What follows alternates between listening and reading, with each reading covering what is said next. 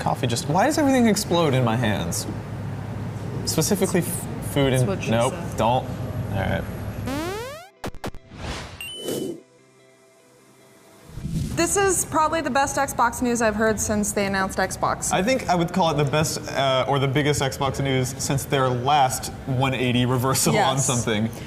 So let's go over what's different here. Right. They're going to start selling Xbox One without Kinect, which is something that they used to claim they would never do. They're lowering the price, $100 if you do that.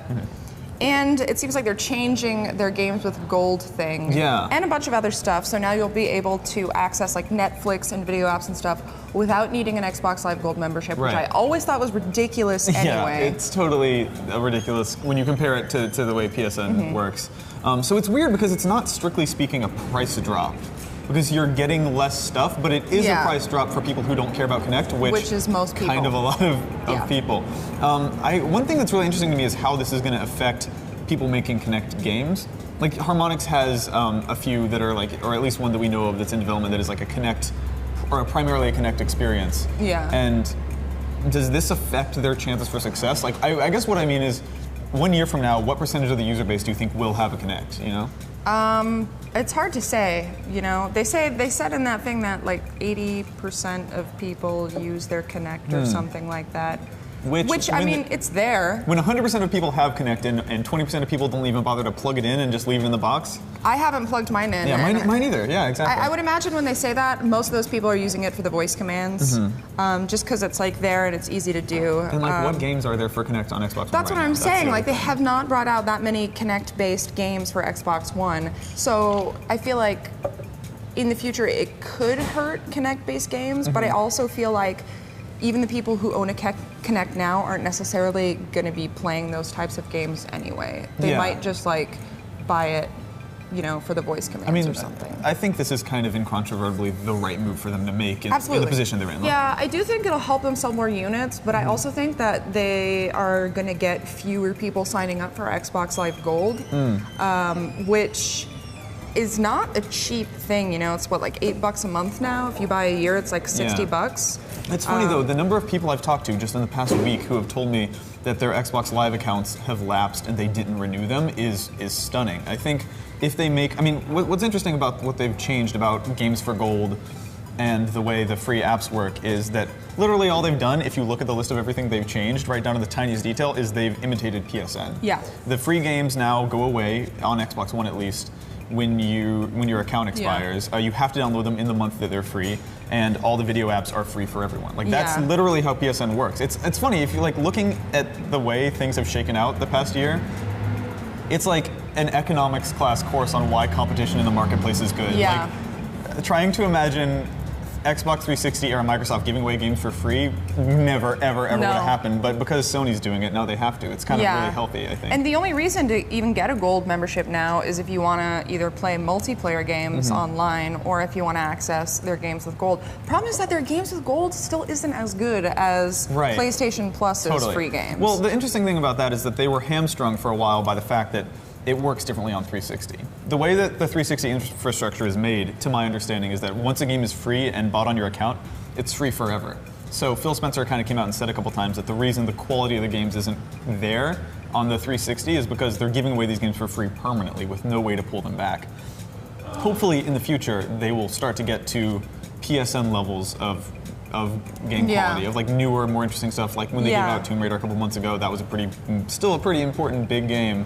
I want to see more stuff like that. I feel like the games that they have now and games with gold, I mean the ones that they announced, Max, Curse of the Brotherhood, that's going to be coming out like right around the time that that is going to be made free. And they're giving away Dark Souls 1. Yeah, Dark Souls 1, but they've had that on PlayStation Plus before. Like that's how I downloaded it. The games that they have on there are just, they're usually a little bit older and not quite as interesting as PlayStation Plus is. But I also, I think this is a good thing and a bad thing for the company. I feel like it shows that they are listening to customer feedback, especially after the whole DRM thing. Like, that's really important.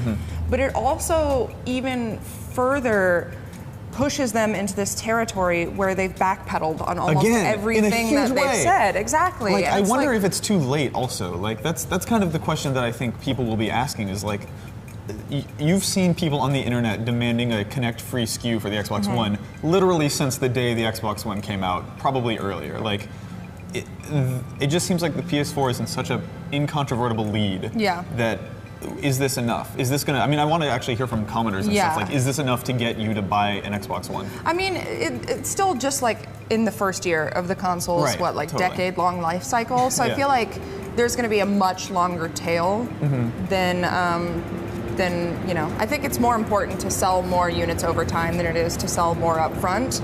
I was reading something on Twitter today from a developer who was talking about.